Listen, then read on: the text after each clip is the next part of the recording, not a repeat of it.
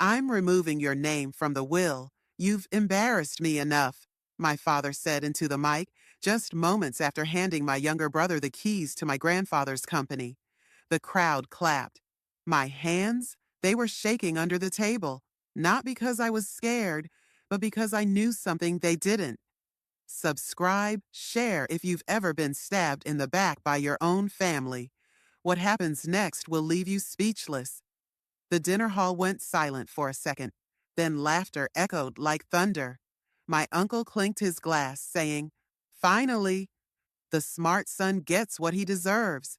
My mother gave me that fake smile, the one she always used when she pretended to be proud. My brother stood next to my father, smug, confident, holding the property file like he just won a trophy. They thought I'd be crushed. They thought I'd break down, maybe even leave the hall in shame, like I did 5 years ago after Dad called me a useless dreamer. But this time, I didn't move. I just looked at the lawyer and smirked, because he wasn't their lawyer anymore. Last week, without telling anyone, I bought out Dad's law firm, not just hired a new lawyer. I owned the entire place now, including the man standing in front of them. The real will wasn't in that file. The real will was locked in a safe with my signature on it, and it told a very, very different story.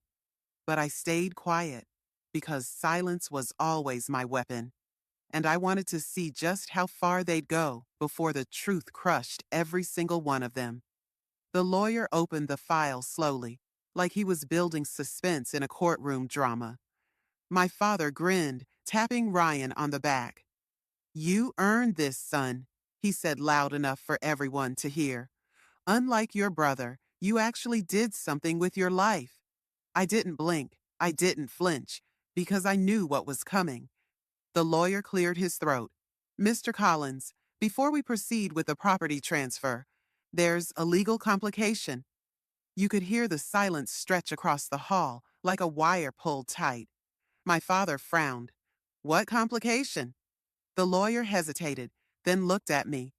"This should have been discussed in private, but since you wanted it done publicly." He reached into his briefcase and pulled out a second file, thinner, sealed, with my name on the cover. I could see my father's jaw lock. "What is that?" The lawyer spoke clearly, his voice calm but cutting. "This is the actual will. Your father, the original Mr. Collins, updated it before his passing, quietly, legally, and he left very specific instructions." My father's face turned red. "That's impossible. I have the final version." The lawyer didn't look away. "With respect, the document you're holding is invalid. It was overwritten by this one, which names your elder son," he turned to me, "as the primary heir." You could feel the air collapse from the room. My brother's face dropped. My mother's wine glass slipped from her hand and shattered. My uncle muttered, "No way. This is a joke, right?" But it wasn't a joke, because 3 years ago, after my grandfather saw how my father was running the business, the lies, the ego, the corruption, he contacted me directly, told me he didn't trust anyone else. He'd secretly met with my lawyer, rewrote his will, and put everything in my name. But with one condition: stay silent until the perfect moment. And tonight, this was that moment. My father lunged forward. "This is fraud. He manipulated the old man." But the lawyer had proof: video recordings, signatures, witnesses. And just when you thought the room couldn't sink lower, the screen behind us lit up. A video message from my grandfather himself. The screen flickered, and then came the voice none of them expected to hear. Deep, steady, familiar.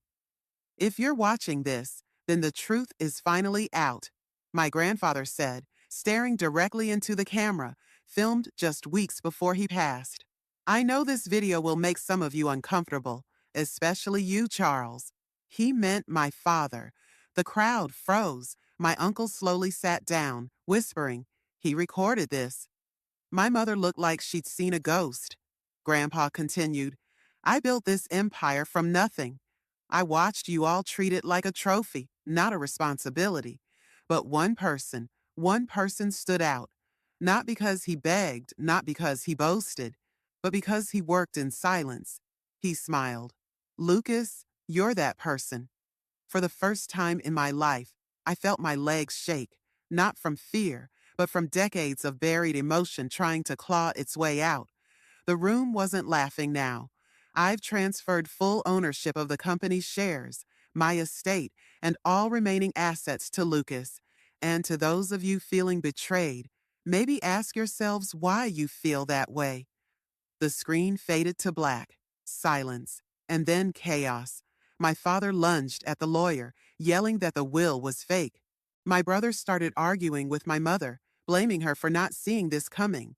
My uncle tried to drag me aside, whispering about a private deal we could make.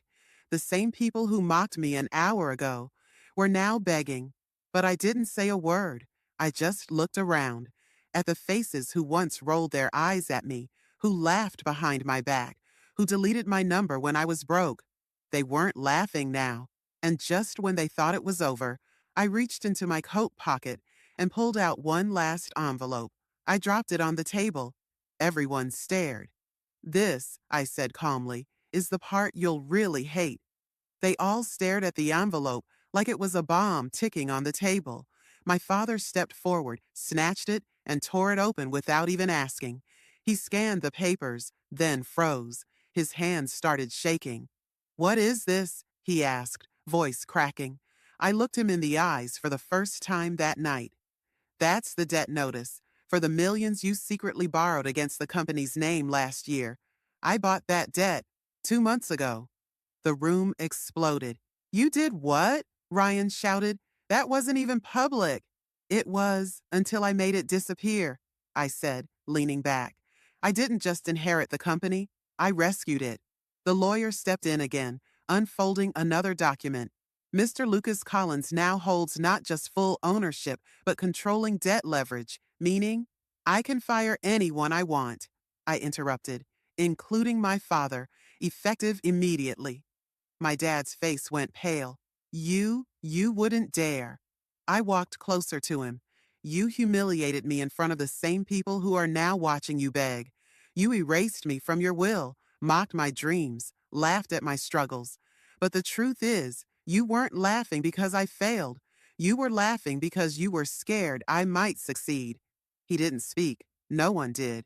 And now, you'll watch everything you built, everything you tried to keep from me. Stand in my name, Ryan muttered.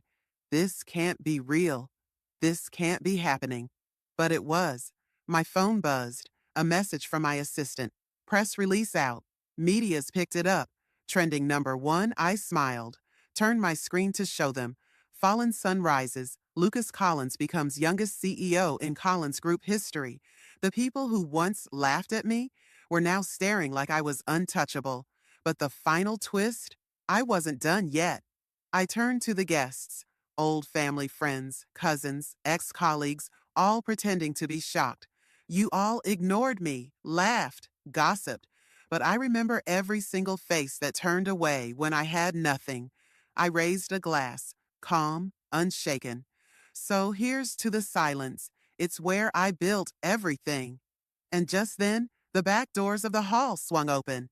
Two unexpected guests walked in, and the moment my father saw them, his face collapsed. The entire hall turned as the doors opened, and in walked Detective Moore and IRS Agent Collins, both in formal suits, flashing badges as they stepped inside. My father stumbled back like he'd seen death itself. Charles Collins, the detective said firmly, you're under investigation for tax fraud, embezzlement, and falsifying company records. Gasps filled the room. My mother covered her mouth. Ryan looked like he was about to throw up. My uncle whispered, What the hell is happening? I stepped aside, giving them a clear path to my father. You used the company's funds to buy personal properties. You thought no one would notice. But I noticed. 2 years ago, Agent Collins opened a folder. We have copies of every transaction. You hid assets under fake vendor names and rerouted cash to an offshore account in your wife's name. My mother's eyes widened. What? I didn't, Charles. What did you do? But he was speechless, sweating, shaking. You could have walked away with dignity, I said softly. I didn't plan to humiliate you, but you pushed too far. So now the world will know who you really are. They handcuffed him. The man who once owned everything was being dragged out in front of the same people who cheered for him hours ago. Ryan tried to follow, but the detective stopped him. You're not under arrest, but your accounts are frozen until the audit ends. Lucas, please, he begged, but I didn't even look at him. Instead, I turned to the crowd, raised my glass again, and smiled. I came to this dinner as the disappointment of the family. I'll leave it as the only one who still has a family name worth saving.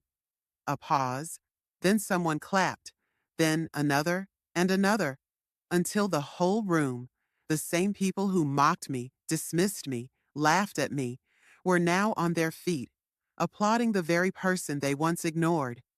As I walked out, I didn't look back. I didn't need to, because the boy they buried came back as the man they couldn't touch. And that was always the plan. Like, subscribe, share this story if you believe revenge is best served